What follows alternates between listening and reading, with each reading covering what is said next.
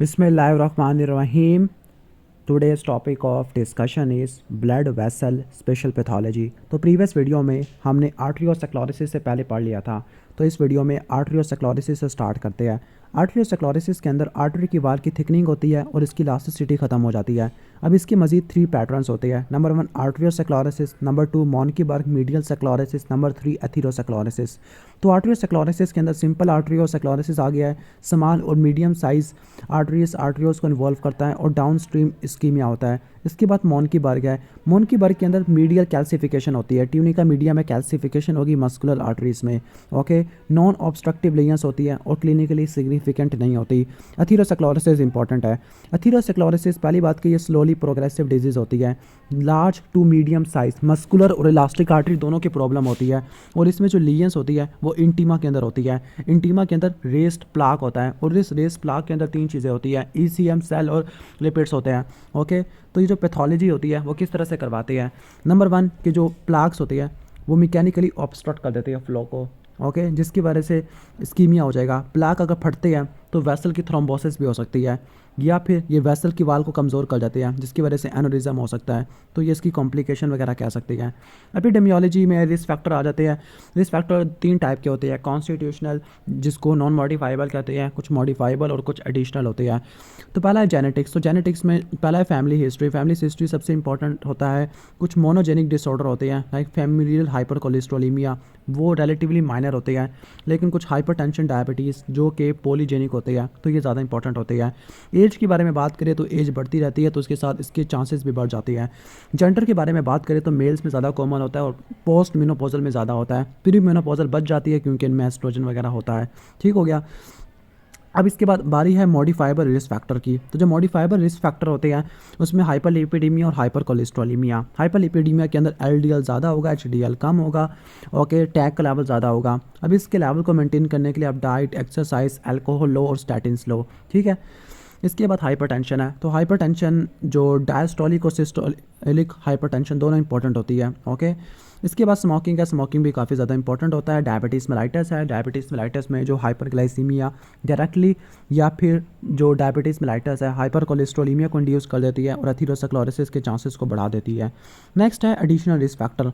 पहला है इन्फ्लेमेशन। तो इन्फ्लेमेशन जब हम पढ़ेंगे एथेरोस्क्लेरोसिस की पैथोजेनेसिस तो उसकी तमाम स्टेजेस के अंदर इन्फ्लेमेशन होती है और सब के अंदर इंपॉर्टेंट रोल अदा करती है। अब कुछ इन्फ्लेमेशन के मार्कर्स होते हैं लाइक सी रिएक्टिव प्रोटीन होती है, एक्यूट फेस प्रोटीन है जो कि लीवर प्रोड्यूस करता होता है बैक्टीरिया को रिकॉग्नाइज या कॉम्प्लीमेंट को एक्टिवेट करने के लिए।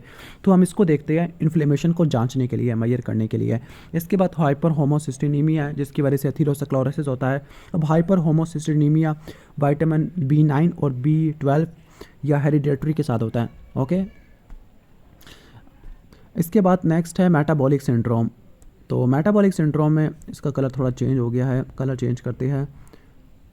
ओके, तो मेटाबॉलिक सिंड्रोम के बारे में बात करें तो मेटाबॉलिक सिंड्रोम में क्या होता है, सेंट्रल ओबेसिटी होती है, हाइपरटेंशन होता है। ओके, और क्या होता है इसमें, हाइपरटेंशन, ग्लूकोज इंटॉलरेंस, डिसलिपिडीमिया होता है। नेक्स्ट है लाइपोप्रोटीन ए। लाइपोप्रोटीन ए एलडीएल की अल्टर्ड फॉर्म होती है जिसका लेवल ज़्यादा होगा उतना ज़्यादा चांसेस ख़राब हो गए एथेरोस्क्लेरोसिस के।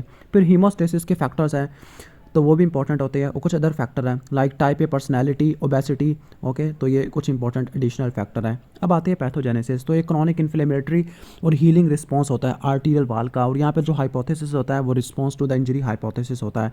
ओके, तो स्टेप्स इसके होते हैं। पहला है एंडोथीलियल डिसफंक्शन। जब एंडोथीलियल डिसफंक्शन होता है तो एंडोथीलियम की एडहेसिविटी और प्रोकोगुलेंट एक्टिविटी ज़्यादा हो जाती है। अब एंडोथीलियल डिसफंक्शन एंडोथीलियल इंजरी की वजह से होता है। अब एंडोथीलियल इंजरी क्यों हो सकती है, लाइक हाइपर कोलेस्ट्रोलीमिया हो गया, हीमोडायनामिक डिस्टर्बेंस है लाइक फ्लो ख़राब हो गया, स्मोकिंग, हाइपोटेंशन, टॉक्सिन्स, इन्फेक्शन, इसकी वजह से एंडोथीलियम सेल नुकसान हो गया।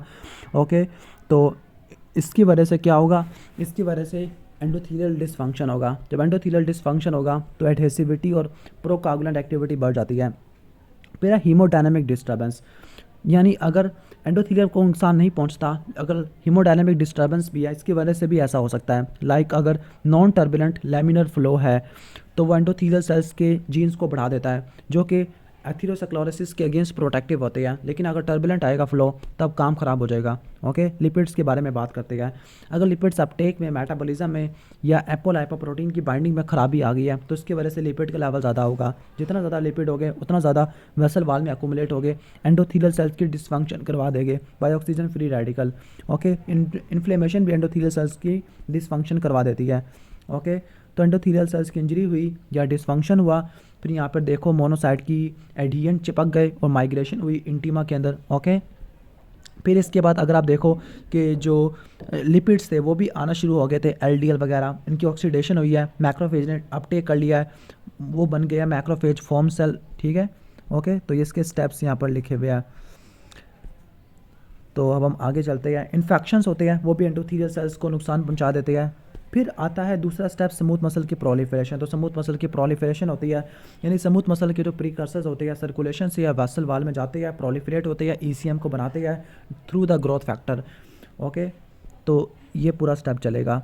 अब हम मॉर्फोलॉजी के बारे में बात करते हैं। तो मॉर्फोलॉजी में दो चीज़ें हैं, फैटी स्ट्रीक और प्लाग। जो फैटी स्ट्रीक होता है अर्ली लीजेंस होती है इंटीमा के अंदर, फोमी मैक्रोफेजेस जो स्मूथ मसल की कलेक्शन होती है वास्कुलर ल्यूमिन में प्रोट्रूड करते हैं।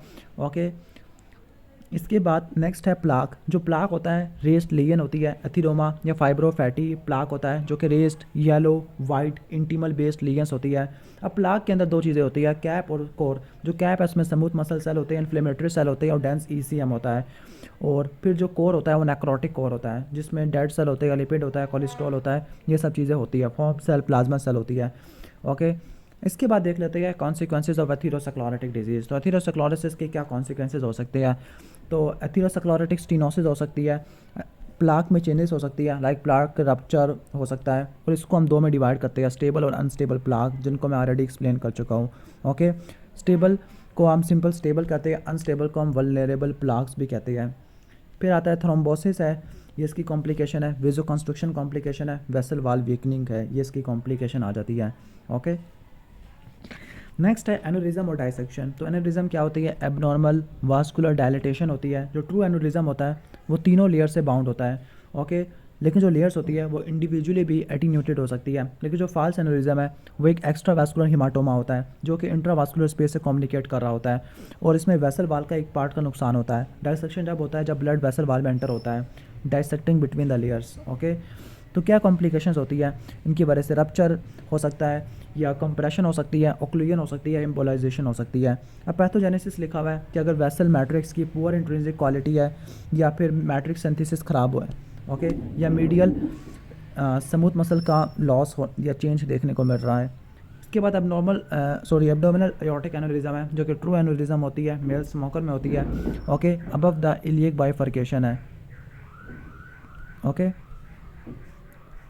इसके बाद हम थोरेसिक एयोर्टिक एनोरिज्म है, एयोर्टिक डाइसेक्शन है, ये सब टॉपिक आ जाते हैं।